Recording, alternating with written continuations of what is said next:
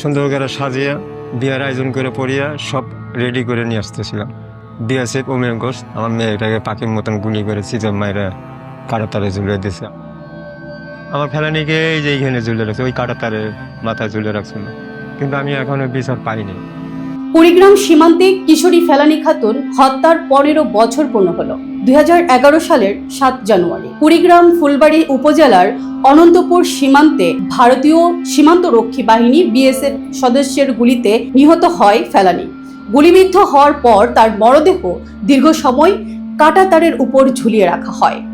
এই হৃদয় বিদারক দৃশ্য দেশ বিদেশে তীব্র প্রতিক্রিয়ার জন্ম দেয়।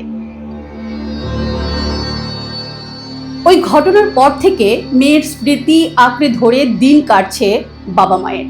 দীর্ঘ 15 বছর পার হলেও ন্যায় বিচারের আশায় এখনো ভারতের উচ্চ আদালতের দিকে তাকিয়ে আছেন তারা। নাগেশ্বরী উপজেলার রামখানা ইউনিয়নের কলনিটারি গ্রামের নূর ইসলাম ও জাহানারা বেগম দম্পতির 8 সন্তানের মধ্যে ফেলানি ছিল সবার বড়। পারিবারিক অভাব অনটনের কারণে কাজের সন্ধানে তারা একসময় সপরিবারে ভারতে চলে যান। পরে ফেলানিকে বিয়ে দেওয়ার প্রস্তুতি নিয়ে দালালের মাধ্যমে দেশে ফেরার সময় সীমান্তে এই হত্যাকাণ্ড ঘটে। দীর্ঘ সময় কাঁটাতারে ঝুলে থাকা ফেলানির মরদেহের ছবি আন্তর্জাতিক গণমাধ্যমে প্রকাশিত হলে বিশ্বজুড়ে সমালোচনার ঝড় ওঠে।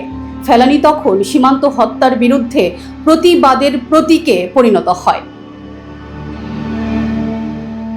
সমালোচনার মুখে 2013 সালে 13 আগস্ট ভারতের কুচবিহারে বিএসএফ এর বিশেষ আদালতে এই হত্যাকাণ্ডের বিচার শুরু হয়। তবে 2 দফায় অভিযুক্ত বিএসএফ সদস্য অমিয় ঘোষকে বেকসুর খালাস দেন আদালত। এরপর 2015 সালের 14 জুলাই ভারতীয় মানবাধিকার সংগঠন মাসুমের মাধ্যমে ফেলানির বাবা নূর ইসলাম ভারতের উচ্চ আদালতে রিট করেন। কিন্তু দীর্ঘ সময় পার হলেও বিচারিক কার্যক্রম এখনো ঝুলে আছে। সব রেডি করে নিয়ে আসতেছিলাম। বিএসএফ ওমেন ঘোষ আমার মেয়েটাকে পাখির মতন গুলি করে সিজন মাইরা কাটাতারে ঝুলিয়ে দিয়েছে। আমার ফেলানিকে এই যে এইখানে ঝুলে রাখছে, ওই কাটাতারে মাথায় ঝুলে রাখছিল, কিন্তু আমি এখনো বিচার পাইনি। আইনজীবীরা মনে করেন ভারতের সুপ্রিম কোর্টে দাখিল করা রিটের শুনানি ও অভিযুক্তের দৃষ্টান্তমূলক শাস্তি হলে সীমান্ত হত্যাকাণ্ড কমে আসতে পারে। ফেলানির ঝুলন্ত মরদেহের ছবি বিশ্বজুড়ে ছড়িয়ে পড়ার পর মানবাধিকার সংগঠন হিউম্যান রাইটস ওয়াচ বিএসএফ কে খুনি বাহিনী হিসেবে আখ্যা দেয়। আন্তর্জাতিক মহলে ভারতের সীমান্তরক্ষী বাহিনীর বর্বরতা নিয়ে ব্যাপক আলোচনা হয় এবং ভারত সরকার দোষীদের বিচারের প্রতিশ্রুতি দিলেও সেই বিচার প্রক্রিয়াকে অনেকেই প্রহসনের বিচার বলে অভিহিত করেন।